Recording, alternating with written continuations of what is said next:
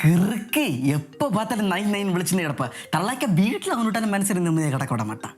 Hello சொல்லு தங்கம். என்ன தங்கம்மா, இதுக்கும் ஒரு குறவும் இல்ல. ஏன் என்ன பண்ற இத? நீ நேற்று ராத்திரி எனக்கு கூட்டாருக்கு என்ன மெசேஜ் அனுப்புன?